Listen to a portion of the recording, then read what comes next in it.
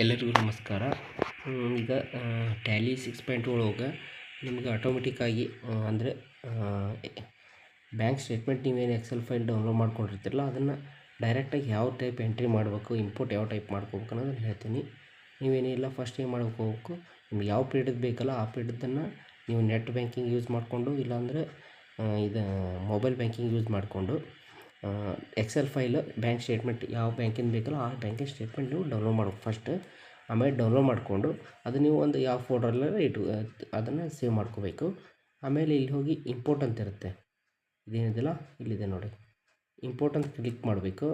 Import ಅಂತ click ಮಾಡಿದರೆ ನಿಮಗೆ ಇಲ್ಲಿ ಆಪ್ಷನ್ಸ್ ಬರ್ತೈತೆ. ಇಲ್ಲಿ ಏನೈತಲ್ಲ ಇಲ್ಲಿ ಬ್ಯಾಂಕ್ ಸ್ಟೇಟ್ಮೆಂಟ್ ಒಳಗೆ ಹೋಗಬೇಕು.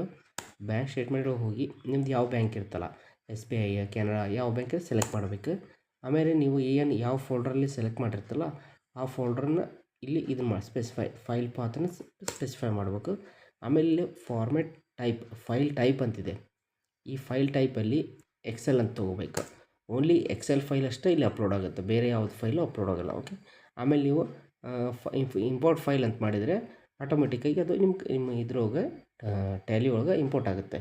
ಆಮೇಲೆ ನೀವು ಹೋಗಿ ಅಲ್ಲಿ ಒಂದೊಂದಾಗಿ ನೀವು ಲೆಡ್ಜರ್ ಕ್ರಿಯೇಷನ್ ಏನೈತಲ್ಲ, ಲೆಡ್ಜರ್ ಆಲ್ರೆಡಿ ಕ್ರಿಯೇಟ್ ಇರ್ತವೆ ನಿಮ್ಮ ಕಡೆ, ಪಾರ್ಟಿ ಹೆಸರಾಯಿತು, ಎಕ್ಸ್ಪೆನ್ಸು ಅವೆಲ್ಲ ಇರ್ತವೆ. ಅಲ್ಲಿ ಹೋಗಿ ನೀವು F7 ಮಾಡಿ ಕ್ರಿಯೇಟ್ ವೋಚರ್ ಮಾಡಿದರೆ ನೀವು ಅಲ್ಲಿ ಅಮೌಂಟು ನರೇಷನ್ ಏನೂ ಹಾಕಬೇಕಾಗಿಲ್ಲ, ನಿಮ್ಮದು ಟೈಮ್ ಎಲ್ಲ ಸೇವ್ ಆಗುತ್ತೆ.